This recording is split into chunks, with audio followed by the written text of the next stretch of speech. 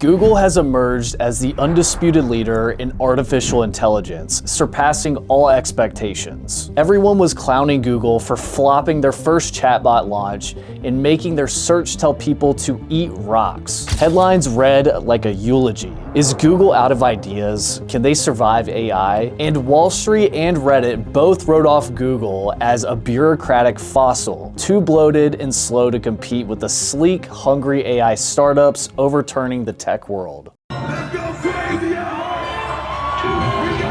ChatGPT had the juice, Claude was getting smarter, and Google, let's be real, looked completely cooked. But while the world was roasting Google, their engineers were locked in, building something that would flip the entire industry on its head. And now, in 2025, all of the analysts had to eat their own words. Get ready, because in this video, I'm gonna break down how Google had the biggest comeback of 2025. But before we do that, make sure you like this video and subscribe to my channel.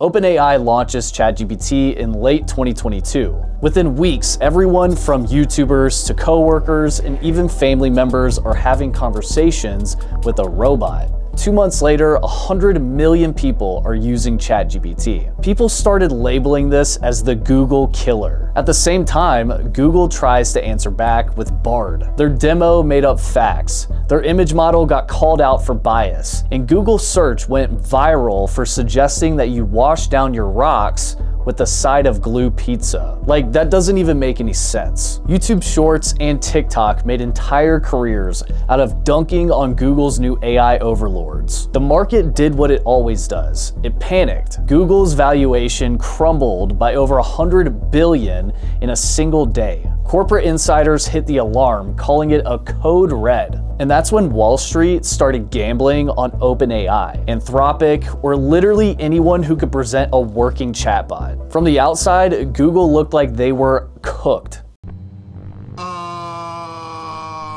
Okay, we are cooked.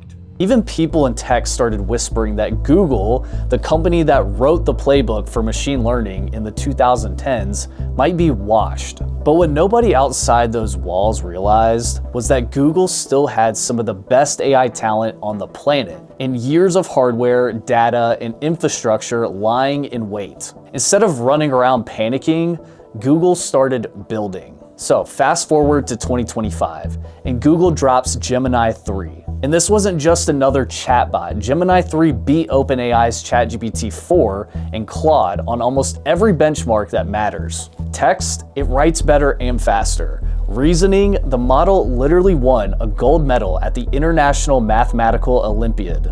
That's not some random online quiz. This is stuff that PhDs struggle with. But it wasn't just about who can get the highest test score. Google finally took all that AI magic and started plugging it into, well, everything. You want AI to see your screen and do your busy work? Gemini 2.5 can literally move your mouse, click buttons, fill out forms, and send your emails while you go do your errands. Are you tired of creating content from scratch? Well, Nano Banana gives you an image model that can create the same character in different scenes every time. Clean, usable, and yes, with the readable text. And then they built Jules. Not a dumb co-pilot, but a digital developer that'll clone your GitHub repo, fix your bugs, and add features, and open up pull requests while you sleep. You wake up, review, and then ship. Software businesses and their freelancers just got their newest team member who doesn't complain, doesn't show up late, and never texts you at 3 a.m. on a Saturday.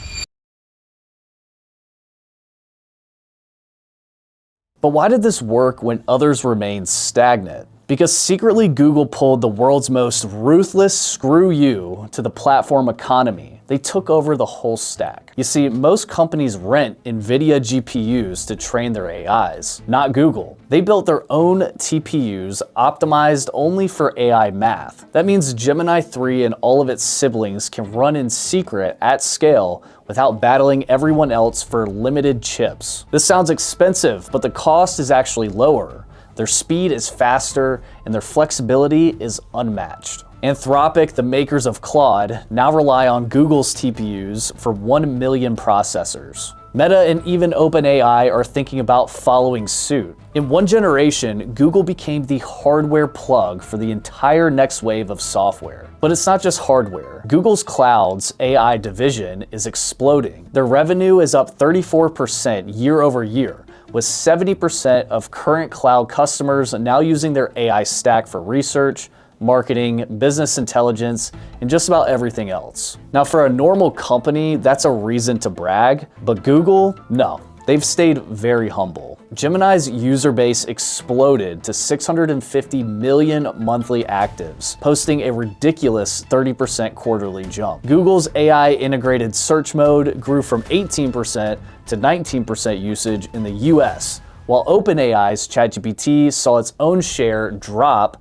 from 36% to 35% for the first time. There's a reason why Mark Benioff, CEO of Salesforce, publicly dropped ChatGPT and said he's now all in on Gemini. When an enterprise titan jumps ship, the ripples go industry-wide. And Gemini isn't just for corporate suits. Creators, marketers, agency workers, freelancers, once they got a taste of generating weeks worth of content, ad copy reports, or video scenes in a single click, there was no going back. OpenAI may have kicked off the party, but Google owns the venue. You don't have to switch ecosystems, the ecosystem literally chases you.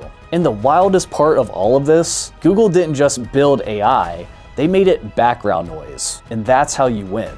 They realized that the value isn't just in making stuff fast. Google connected the dots. You have agents that collaborate, co-pilots that actually understand your workflow, and models that don't just talk, they act. But of course, not everyone's cheering Google's comeback. If you have all the chips, all the cloud, and default access to billions of users, someone's going to notice. Google's victorious 2025 comes with big and messy headlines. They managed to survive one case, but they lost another. They were found guilty of monopoly practices, but were allowed to keep Chrome and remain the default search engine for billions of Apple users, likely due to the $20 billion partnership incentives. There are other costs. Data centers at this scale need water and big power. Environmental watchdogs are starting to raise real questions. Google boasts about renewables, but the bill is growing, and the increased capabilities of AI raises concerns about privacy. While critics argue that Google prioritizes security and privacy, the debate on whether these measures are sufficient is far from settled. For every open model that simplifies the development process, there are security experts who express worries about the potential misuse of AI, particularly in the creation of deepfakes and misinformation. Google's response is their ecosystem is designed to see everything, which aims to catch and eliminate bad actors more promptly. Whether this approach enhances or diminishes your sleep quality is entirely subjective.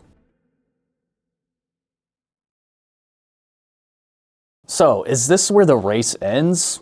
Hardly. OpenAI is hustling to release new models, Microsoft and Meta keep signing big deals, and Anthropic is still pushing boundaries in reasoning. But for now, Google isn't just in the conversation, they're leading it. And the craziest thing is, most people posting Google is dead have no idea that the battle isn't chatbot versus chatbot, it's about who can make AI genuinely useful. This shift hits every single person using a phone, a laptop, or the cloud. So here's the deal.